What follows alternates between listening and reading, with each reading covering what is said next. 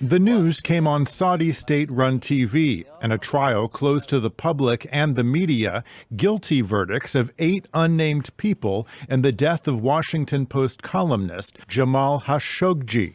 Prosecutors said the prison terms ranged from 7 to 20 years, and that this would be the final ruling in the case. Reaction was swift from Khashoggi's fiancée, who said, "The ruling handed down makes a complete mockery of justice. The Saudi authorities are closing the case without the world knowing the truth of who is responsible for Jamal's murder. Who planned it? Who ordered it? Where is his body? The international community will not accept this farce." The Saudi defendants are accused of being part of a hit squad that killed Khashoggi inside the Saudi consulate in Istanbul in October of 2018.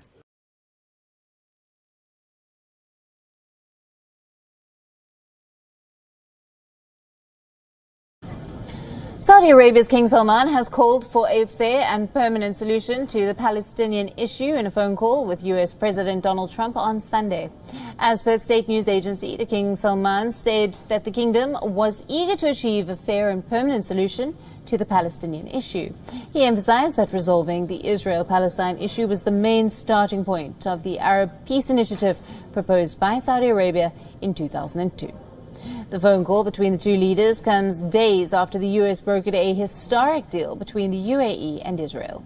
The Palestinian issue has once again gained traction since the signing of the Abraham Accords. With this, the UAE became the third Arab nation and the first one located in the Gulf to establish official ties and formally recognize the State of Israel.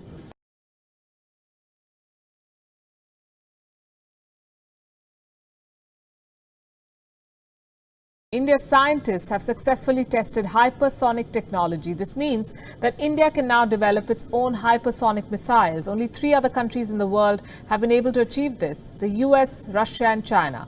Scientists from DRDO, the Defense Research and Development Organization, conducted the test at the APJ Abdul Kalam testing range at Wheeler Island in Balasore in Odisha. 3, 2, 1, now. With this liftoff, India became only the 4th country in the world to enter the Hypersonic Missile Club, a missile traveling at 6 times the speed of sound. On Monday morning, scientists tested this technology. It will help India develop its own hypersonic weapons. This is the Hypersonic Test Demonstrator Vehicle. It will power futuristic long-range missiles that will travel at speeds of more than 2 kilometers per second.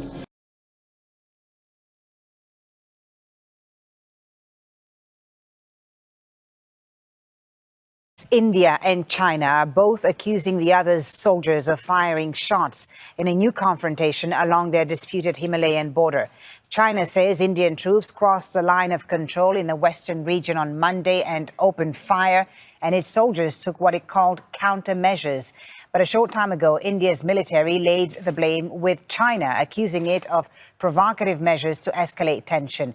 Both sides usually avoid using firearms in the area. Well, according to China's military, this is the 2nd time they say that Indian troops have violated this border agreement in the past 2 weeks. Now, they say that this took place in the eastern Ladakh area, which is close to China's Tibetan Autonomous Region along this border area. And according to the Chinese side, there were some Chinese troops which approached the Indian side in order to conduct negotiations. And then they say that some Indian troops fired at the Chinese side.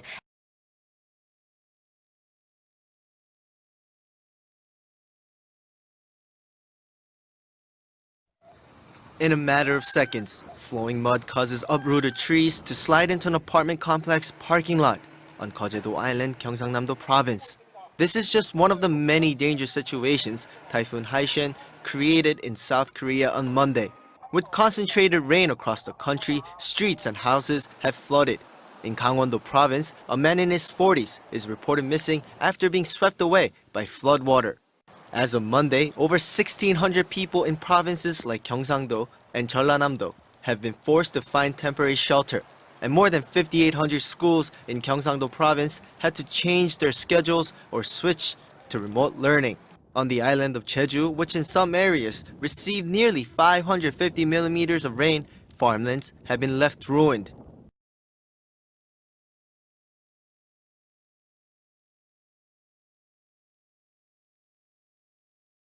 No, so every year when we try and unpick the royal finances, there's often a few things that raise eyebrows. And last year, the big thing that stood out was that £2.4 million bill to refurbish Frogmore Cottage. Now, the reason that people again started talking about just how much money it cost to refurbish that cottage was at the start of the year, of course, Harry and Meghan announced they wanted to step away from royal duties, but also said that while they were splitting their life between America and the UK, they still wanted to keep Frogmore Cottage as their main UK residence. Of course, people then said, well, hang on a minute, taxpayers' money was used to fund that, and if you're no longer going to be working royals, how exactly is that fair? Now, this afternoon, we've had this statement which has come from a spokesperson for the Duke and Duchess of Sussex, which has now said that a contribution has been made to the sovereign grant by the Duke of Sussex.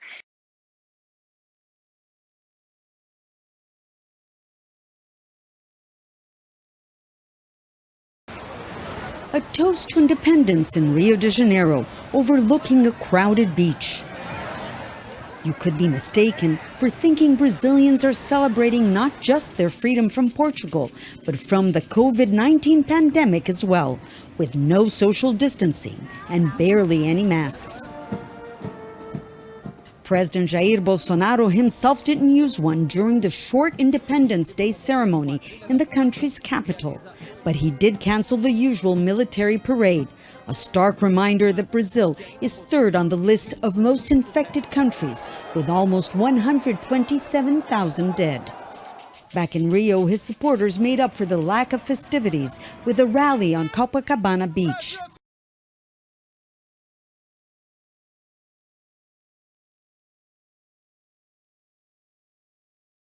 Poisoned Russian opposition figure Alexei Navalny has come out of an induced coma. Well, they're saying what no doubt his friends and family are going to hear as good news. The hospital is saying that, as you say, he is now out of a coma, that his ventilator is slowly being removed and he is responding to verbal stimuli. All good. However, they're also saying in their release that there is no word yet on what his long-term prognosis is. And that, of course, is because he was viciously, seriously attacked by a weapons-grade nerve agent. Navalny was on a flight over Siberia on August the 20th. If the pilot hadn't have landed that flight, he probably would be dead by now. About 17 hours afterwards, he was airlifted to the hospital in Berlin, and doctors there have taken samples of his blood. They've taken samples of his skin and his urine, and they've also found what they believe is Novichok in a water bottle that he was drinking as well.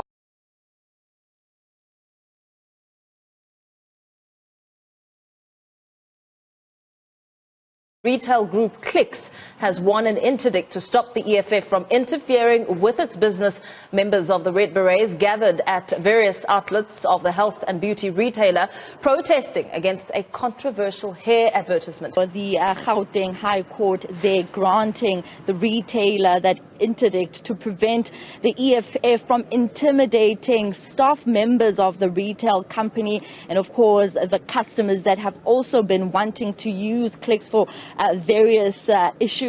A lot of them yesterday going there to try and get their medication from some of the pharmacies within the outlet.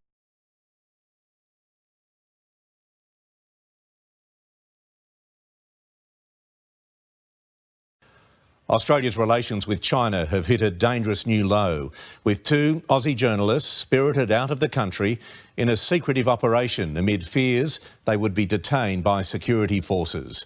The reporters were kept under diplomatic protection before intense negotiations allowed their escape.